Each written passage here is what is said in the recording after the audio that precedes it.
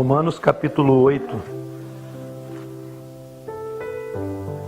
versículo 26. Eu gostaria que você abrisse seu coração, seu espírito, sua mente, para que esse texto ele penetre no seu espírito, no seu coração, na sua mente e transforme você, e que as suas percepções elas possam mudar em relação ao entendimento disso que vai ser dito aqui. Talvez seja algo bem breve, mas prático. Diz assim o texto: também o Espírito semelhantemente nos assiste.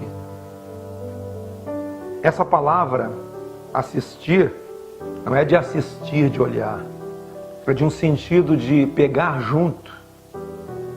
Também o Espírito semelhantemente ele pega junto conosco na nossa fraqueza, porque nós não sabemos orar como convém. A palavra nem mesmo sai da nossa boca e Deus já sabe toda a palavra que vamos falar. Até o que vamos pensar, Deus já sabe. Como você sabe, Deus é onisciente, onipresente, onipotente. Onipresente porque Ele está em todo lugar. Não há quem possa se esconder de Deus. Se eu subir no mais alto monte, Deus estará lá e nos assistirá também. Estará nos observando, estará nos examinando. Se nós nos escondermos numa caverna ou descermos ao mais profundo abismo, nós descemos nas entranhas da terra, até ali o Senhor nos assistirá. Porque Ele é onipresente. E tem mais, Ele é onipotente, Ele tem todo o poder. Muito mais que isso. Deus é onisciente, sabe todas as coisas.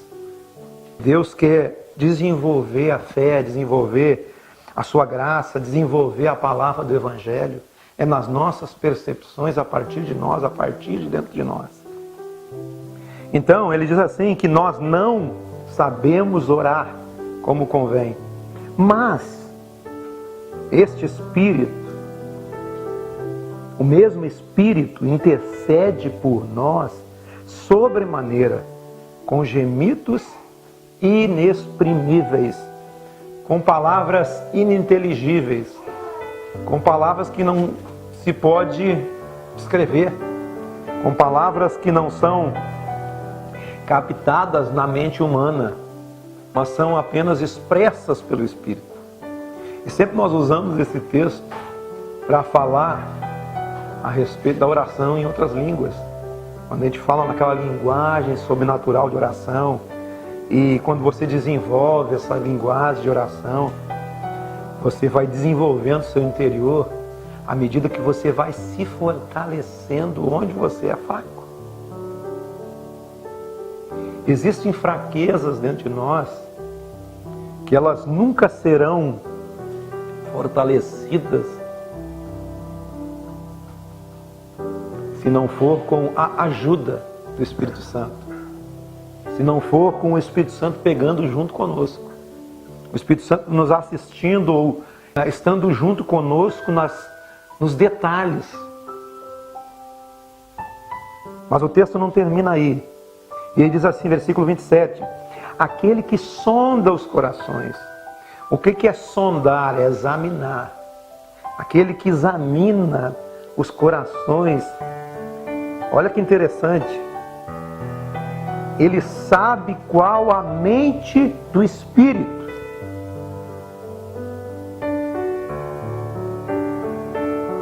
Aquele mesmo que examina os corações sabe a mente do Espírito. Quando você desenvolve o Evangelho e começa a desenvolver as suas percepções no Evangelho, você está desenvolvendo a mente do Espírito. Paulo diz no texto de Coríntios, mais adiante, no outro livro, Coríntios capítulo 2, versículo 14, se eu não me engano, ele diz que nós temos a mente de Cristo. Que interessante. É ter a mente de Cristo. A mente que pensa com as categorias do Evangelho. A mente que pensa como Cristo pensa. E quando nós desenvolvemos a prática do Evangelho, a nossa mente vai sendo transformada, a nossa mente vai sendo mudada. Por isso que eu pedi aqui para que você abrisse o seu espírito, abrisse a sua mente, abrisse o seu coração. Mas isso são partes da percepção humana. Por exemplo, o seu espírito, o que é o meu espírito? Aquela parte imaterial, que não é matéria, que não é algo palpável, pegável, que não é feito de química. Você é química pura. Eu vejo aqui química pura. Todas essa parte material, inclusive o nosso corpo, sem vida ele é uma química apenas, feito de elementos químicos. Interessante que o nosso corpo, quando ele vai para a sepultura e vira pó, ele vira a química de que é feito o pó, os elementos do pó. É isso, não é? É química pura. Mas com a parte material chamada nosso espírito, aquela parte que tem a percepção de Deus. A parte viva, inteligível dentro de você, que tem percepção de Deus. E a sua mente é o seu ser. A sua alma, digamos assim. A alma é feita de mente, de emoções, de vontades. Mas a sua alma, que é mente, emoções e vontade, é o seu ser, é o que você é. O seu ser individual. Aí que estão as individualidades de cada ser. Várias pessoas aqui no mesmo lugar, mas vários seres diferentes, vários indivíduos, vários mundos diferentes.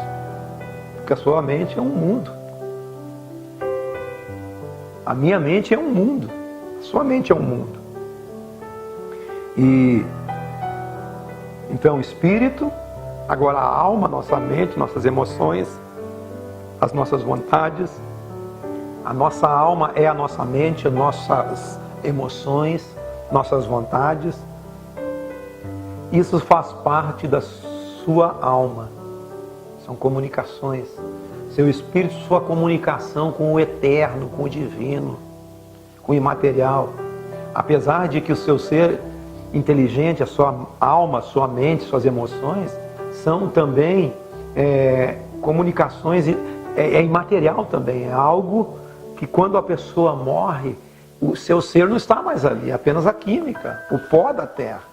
Como diz a palavra de Deus, que o homem é pó, foi feito do pó, e para o pó ele vai retornar. E o espírito volte a Deus e o Deus, mas esse espírito junto com sua alma, é esse ser inteligente, esse ser dotado de capacidade. Voltando para o texto, aquele que sonda o coração, que é Deus, aquele que sonda o coração, ele sabe qual a mente do Espírito, porque segundo a vontade de Deus é que ele intercede pelos santos. Por que ele intercede pelos santos? Porque nós não sabemos orar o que é necessário. Porque quando nós oramos, geralmente a gente ora a Deus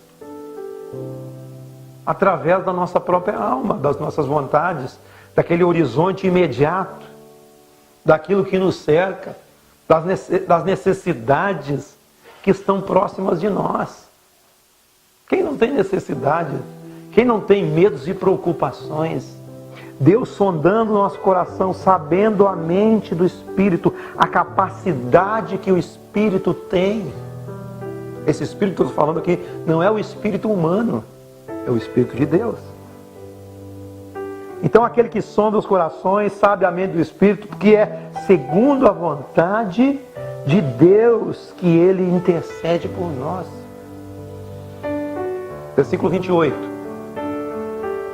Sabemos que todas as coisas cooperam para o bem daqueles que amam a Deus e daqueles que são chamados segundo o seu propósito. Todas as coisas relativas a tudo que te cerca. E quem são aqueles que são chamados segundo o seu propósito? Quem são essas pessoas? Todas as pessoas. Todas. Indistintamente. Aqueles que sentam nos bancos das igrejas, aqueles que sentam nas palestras motivacionais, aqueles que estão andando em qualquer lugar desse planeta agora. Todas as coisas cooperam para o bem. E aqui que está o diferencial: para o bem daqueles que amam a Deus e se comunicam com Ele e têm um relacionamento com Ele e têm essa conexão com Ele, porque todos são chamados segundo o seu propósito. Quando é que começa o propósito de um homem e de uma mulher? Quando? Quando ele nasce, quando ele é concebido, quando ele está em vida. Porque um homem é alguém que nasceu segundo o propósito de Deus. Você é. Você existe.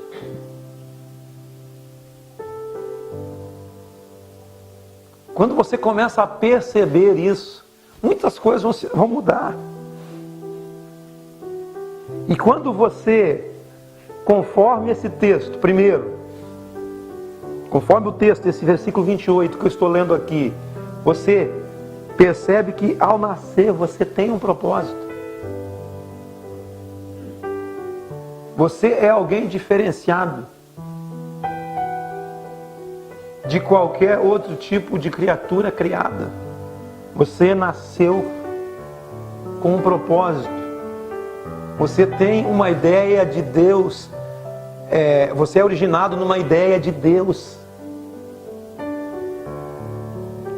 Deus, quando nos fez lá no Éden, em nosso pai, Adão, o primeiro homem.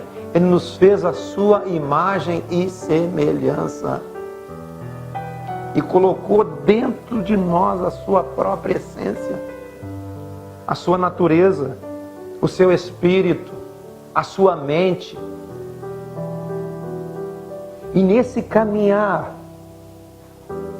da existência, o caminhar da existência é o seu propósito. Você estar vivo é o propósito de Deus. Você tem uma jornada para caminhar. Desde o primeiro dia até o último dia, nesse plano terrestre, ainda tem a eternidade. Você nasceu para viver para sempre. E não é só o tempo dessa existência, mas da existência que há de vir, depois que nós partimos daqui.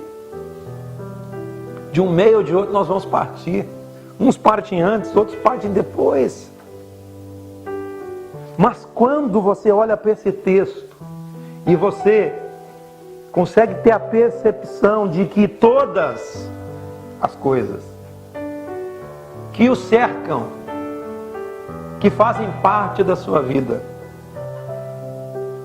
estão cooperando. O que é cooperar?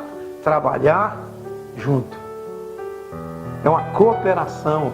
Quando você percebe que tudo que está acontecendo na sua existência, uma vez que você é, amém? Você existe. Assim como Deus é. Deus é. E acabou.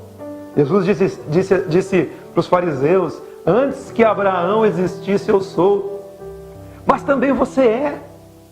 Quando Moisés, lá no Velho Testamento, se encontrou com Deus e Deus estava querendo que ele fosse libertar o povo de Israel do Egito, e ele perguntou para Deus: mas Senhor, quando me perguntarem qual é o seu nome, o que eu vou dizer para eles? Diga que eu sou, me enviou a vós. O nosso Deus é eu sou, mas eu também. É uma autoafirmação. Quando eu digo o nome do meu Deus, é uma autoafirmação. Qual é o nome do seu Deus? Eu sou. Então esse é o propósito de você ser a imagem e semelhança de Deus nessa terra. Mas o mais interessante nesse texto é que quando você entende que tudo que acontece, eu disse tudo, tanto as coisas boas quanto as coisas más, tudo que te cerca na sua existência, quando você ama a Deus, essas coisas trabalham juntos para o bem daqueles que amam a Deus e são chamados segundo o seu propósito. Qual é o seu propósito aqui nesta terra? Ser a imagem e semelhança de Jesus, para que todos sejamos um em unidade. Tem só acontecido coisa ruim. Todas as coisas cooperam. Jesus disse para os seus discípulos: o que faço agora você não entende, mas você compreenderás depois. Muitas vezes, amados, diante das circunstâncias, o nosso olhar, ele apenas consegue olhar para o imediato, para o que está nos cercando, para aquilo que está diante dos nossos olhos, para as dificuldades que estão diante dos nossos olhos, para aquelas dificuldades, aqueles problemas, aquelas doenças, aquelas depressões, aquelas angústias, aqueles medos e todos os problemas mais estão tudo diante de nós e nós não conseguimos olhar para além daquilo. Jesus chegou para os seus discípulos: o que eu faço agora você não entende, mas depois você compreenderá. E muitas coisas na nossa vida nós não vamos entender. E muitas vezes nós nos vitimamos, dizendo: por que aconteceu comigo? Por que tinha que acontecer com fulano, fulana? A gente não consegue olhar as coisas de um modo mais amplo, além dos nossos próprios olhos e das nossas próprias vontades. Por isso que quando você compreender dentro de você, no seu espírito, mesmo que você não saiba orar como convém, porque o Espírito, ele sabe tudo, porque ele intercede por mim e por você, todas as coisas começam a cooperar, trabalhar junto, para o bem daqueles que amam a Deus. Quando você entende que tudo coopera, uma porta se abre e você entrou num outro lugar. Quem é suficiente para isso? Para compreender o reino de Deus, o nosso relacionamento humano com essa divindade que é Deus, com o Evangelho. Quando nós temos essa percepção de que tudo está cooperando para o nosso bem, o que pode te parar? O que pode parar você? Conseguiu sair do lugar e entrar nessa porta de que tudo na sua vida é uma cooperação? Uma cooperação de construção dentro de você. Uma construção passo por passo, degrau por degrau. Você está saindo de um lugar para entrar num outro lugar. O que pode parar você? Nada pode parar você. O que diremos, pois, à vista de tudo que está acontecendo diante dos seus olhos? Se Deus está comigo, se Deus é por nós, quem será contra?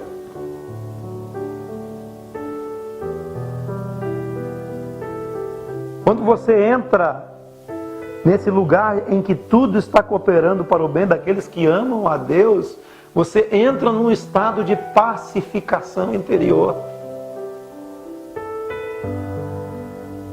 Você percebeu que as pessoas hoje na humanidade, elas não são pacificadas por dentro. Não são pacificadas por dentro, por quê? Porque a mente delas está preocupada com tudo que o cerca. Com tudo que está no seu horizonte imediato. Com tudo que o cerca à sua volta. Quando você olha para além disso, sabendo que essa dificuldade que você está passando, esse momento difícil, é algo que vai construir algo em você.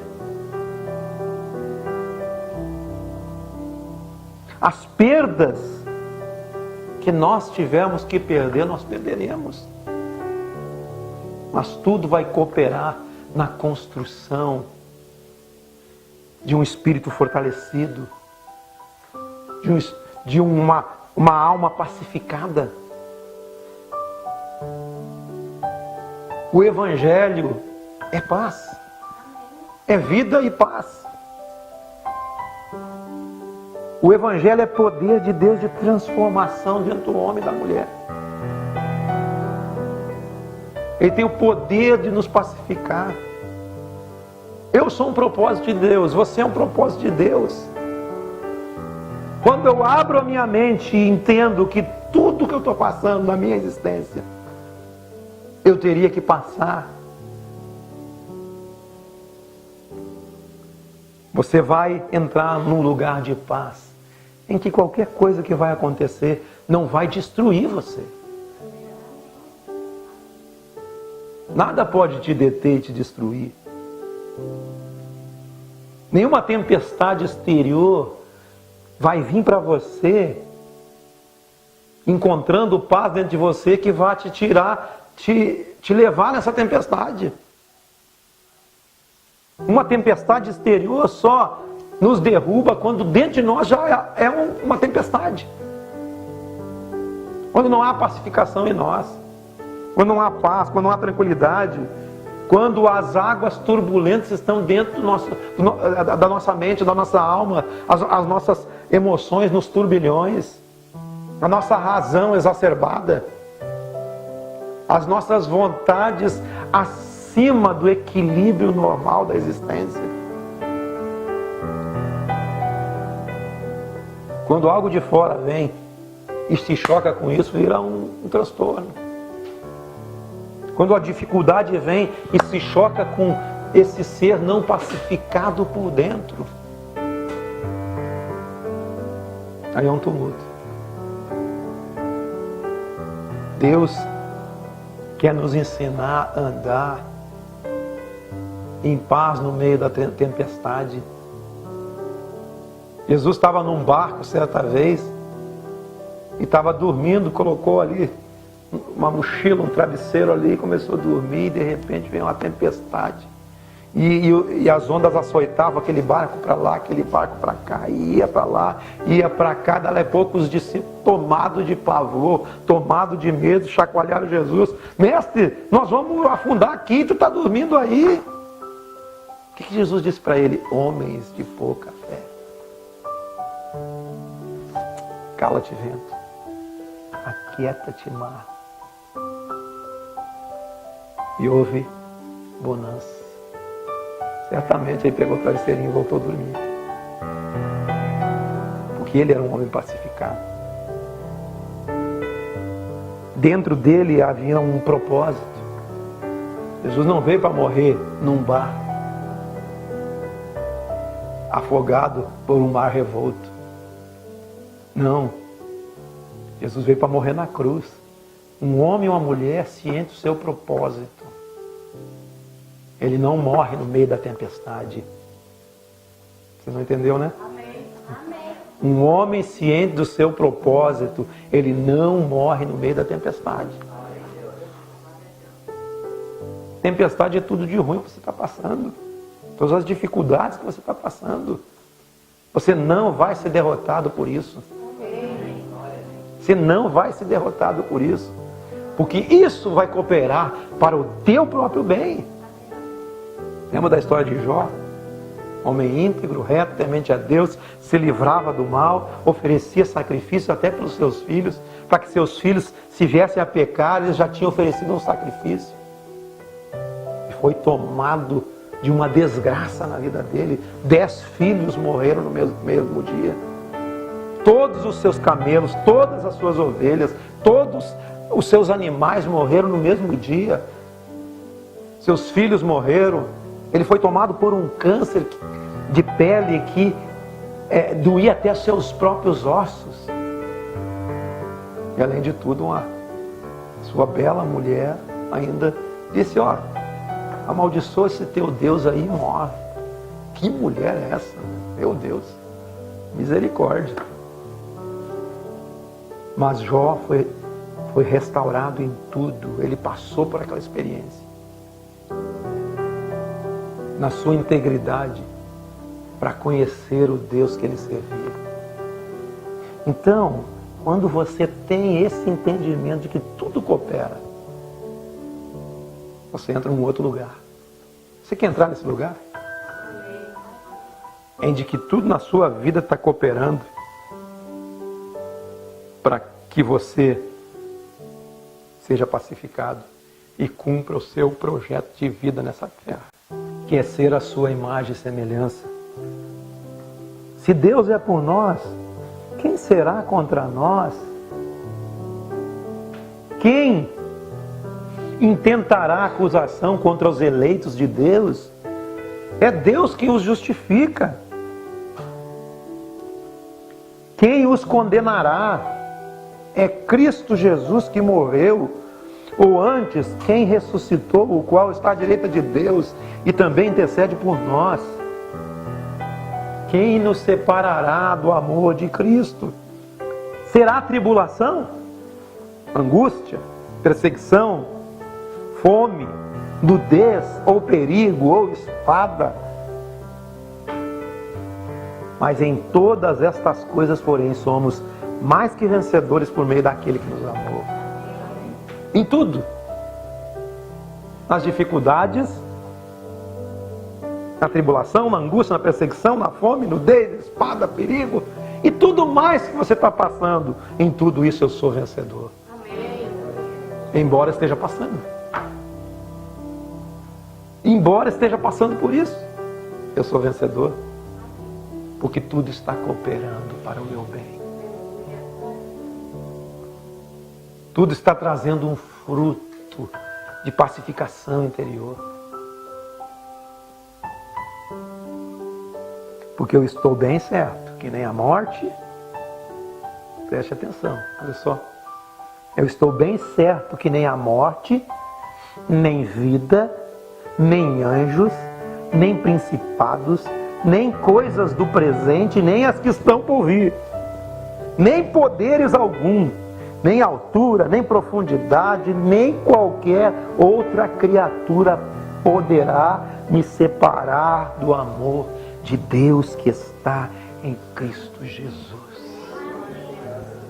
Nada pode te separar de Deus. Abra sua mente, abra seu coração, abra seu espírito. O que você está passando hoje vai te trazer pacificação no seu interior. Paz. Mas não é a paz, como Jesus disse, não é a paz que o mundo dá. Jesus disse assim: deixo-vos a paz. Deixo-vos a paz, a minha paz vos dou. Não a dou como o mundo a dá. Por isso não se atemorize. Não é a paz que o dinheiro compra. Não é a paz que a estabilidade profissional te dá. Não é a paz que o teu salário te dá. Não é a paz que uma despensa cheia de comida te dá. Não é a paz de uma vida saudável, sem nenhum tipo de doença ou dificuldade. Porque tem muita gente cheia de dinheiro, cheia de saúde, cheia de comida, cheia de tudo, mas não tem pacificação interior. Deus quer te dar paz em todo momento. Por isso que você saber que tudo coopera, te tira daquele lugar onde está a doença, onde está a dificuldade. Ele te coloca num outro lugar acima daquilo. E é isso que Deus quer fazer conosco, nos levar para cima. Para cima dessas dificuldades. Não, mas eu estou passando. Pode passar. Pode passar. Mas você estará acima disso tudo. Tudo que você está passando, Deus sabe. Deus conhece. Mas você tem que encontrar um lugar de paz no seu interior. A paz de Cristo, que excede todo entendimento, guardará o vosso coração nele, em Cristo Jesus. A paz de Cristo guarda o nosso coração nele. É isso que nós precisamos. Nós precisamos de paz. Põe a mão no seu coração aí e diga assim: eu preciso de paz. Aqui dentro. Eu preciso de paz. A paz de Cristo há de guardar o meu coração em glória em Cristo Jesus. Em Cristo Jesus. Eu serei guardado, pacificado, porque eu sei que todas as coisas estão cooperando para o meu bem. Não importa se são coisas difíceis ou se tudo está bem. Eu sei que tudo está cooperando para o meu crescimento, para a glória de Deus em mim, para a glória de Cristo em minha vida, para que o amor de Deus, para que a graça de Deus, para que o poder de Deus aperfeiçoe o meu interior e as minhas fraquezas em Cristo Jesus. Amém? Amém, aleluia. Glória a Deus, vamos orar, Pai.